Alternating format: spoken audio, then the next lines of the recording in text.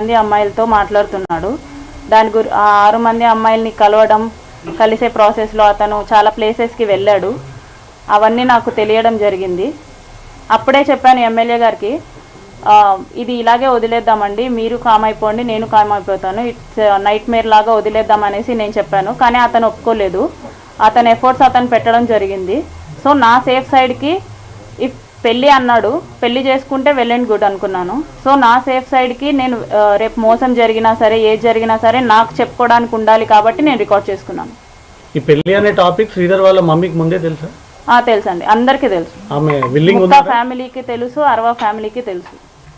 ఇప్పుడు they are not willing అండి. కాదండి, మీరు పెళ్లి చేసుకోవాలనుకున్నప్పుడు మీ ఇద్దరి మధ్య ఎందుకు క్లాషెస్ వచ్చింది, ఎందుకు గొడవ తలెత్తింది, ఎందుకు విడిపోవాలనుకున్నాడు, దానికి కారణాలు ఏమైనా? విడిపోయింది అతనండి, నాకు తెలియదు, ఇప్పటికీ రీజన్ తెలియదు నాకు. నేను అదే అడుగుతున్నాను. ఆల్ ఆఫ్ సడన్గా ఫోన్ స్విచ్ ఆఫ్ చేసేసి మాట్లాడకుండా మానేసింది అతను. దానికి రీజనే నేను అడుగుతున్నాను, అతనే చెప్పాలి.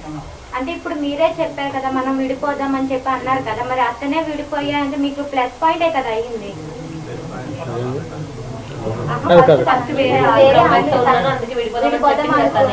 If at all he don't have the intention of marrying me, నా ఫ్యామిలీని టచ్ చేయాల్సిన అవసరం లేదు. వన్స్ ఈ 6 monthsలో అతను చాలా చేశాడు. నేను 1 year తర్వాత ఆ అమ్మాయిల గురించి తెలిసినప్పుడు నేను విడిపోదాం అనుకున్నప్పుడు నా ఫ్యామిలీని ఇన్వాల్వ్ చేయలేదు అతను. సో నా ఫ్యామిలీ జోలికి కూడా రాలేదు. మా హస్బెండ్తో మాట్లాడడం ఎలాంటివి జరగలేదన్నమాట. సో ఆఫ్టర్ ఈ 6 monthsలో మా బ్రదర్తో మాట్లాడడం, మా హస్బెండ్తో మాట్లాడడం, మా హస్బెండ్ వాళ్ళ అక్కతో మాట్లాడడం, ఇవన్నీ చేశాడు. So if at all he don't have any intention of marrying me, నా ఫ్యామిలీని టచ్ చేసి ఉండేది కాదు. అంటే మీ ఎంటైర్ ఇష్యూలో ముక్క రూపానందరెడ్డి ఇన్వాల్వ్ అయ్యాడా? ఖచ్చితంగా ఇన్వాల్వ్ అయ్యారండి. ఆయన ఇన్వాల్వ్మెంట్ ఖచ్చితంగా ఉంది. వాళ్ళు ఎప్పుడు కంట్రోల్ చేస్తూనే ఉండేవాళ్ళండి శ్రీధర్ని. శ్రీధర్ నాతో చాలా సార్లు చెప్పి, రమ్మీ క్యాండిడేట్ అండి, అది రైల్వే కోడూరులో ఉన్న ఎవరికైనా తెలుస్తుంది.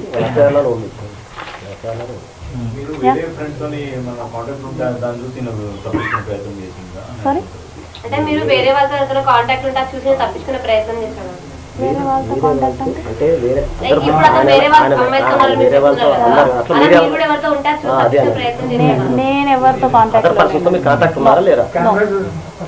నేను ఎవరితో కాంటాక్ట్ లో లేను.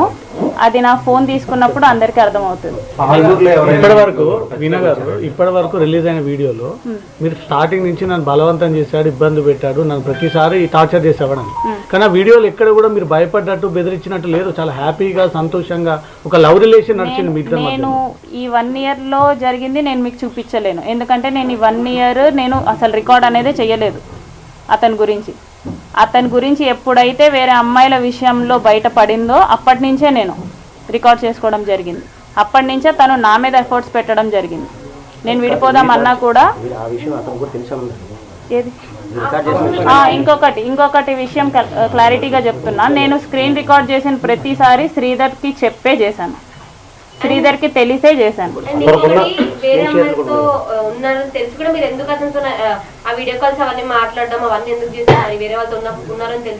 ఇప్పుడు అసెంబ్లీ నుంచి వీడియో కాల్ చేసింది ఎవరండి? నేను ఓకే, ఇప్పుడు ఒక వీడియోలో మరి తను అవి కూడా చూపిస్తున్నారు కదా, స్టిల్ మీరు ఆ వీడియో కాల్ ఎందుకు మాట్లాడారు? కట్ చేయొచ్చు కదా, రికార్డ్ చేస్తుంది. అతను నేను కట్ చేస్తే నైట్ 11:30 ఆ టైంకి మా వాళ్ళకి చేస్తున్నాడండి. మీరు అక్కడ కూడా కాల్ కట్ చేసే ఆప్షన్ ఉంది, స్టిల్ మీరు కాల్ కట్ చేయలేదు కదా అక్కడ. మీరు ఇది నన్ను అడగడం కంటే ఎందుకు చేసామని చెప్పి శ్రీధర్ని అడగడం బెటర్. త్రిసభ్య కమిటీ ముందు నిన్న త్రిసభ్య కమిటీ ముందు 7 గంటలు విచారణ ఎదుర్కొన్నాడు. ఆయన దగ్గర కూడా చాలా ఎవిడెన్స్ ఉన్నాయి, ప్రొడ్యూస్ చేశానని చెప్తున్నాడు. నెక్స్ట్ మీరు కూడా కమిటీ ముందుకు వెళ్ళి మీరు కూడా అంశాలన్నీ చెప్తారా ఏంటి? నెక్స్ట్ ఎట్లుంటుంది? ఇప్పుడు అతని ఫోన్లో ఏమున్నాయో నా ఫోన్లో కూడా సేమ్ ఉంటాయి. అతను ఏం డిలీట్ చేసినా సరే నా ఫోన్లో ఉంటాయి, నేనేం డిలీట్ చేసినా సరే అతని ఫోన్లో ఉంటాయి. చాట్ వీడియో స్క్రీన్ షేర్ చేశారు కదా అతను అడుగుతున్నది ఆయన దగ్గర కూడా చాలా ఉన్నాయి. నేను ఇలా చేశాను అని చెప్పేసి నాకు పంపించడం జరిగింది. అంటే ఇద్దరు ప్రీ ప్లాన్ గానే ఉన్నారు. ఎవరి సేఫ్టీ వాళ్ళు. అదే అడుగుతున్నాను. అదే అతన్ని కూడా అడగచ్చు కదా.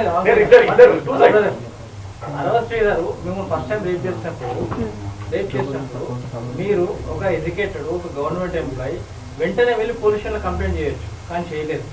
ఆ తర్వాత చాలా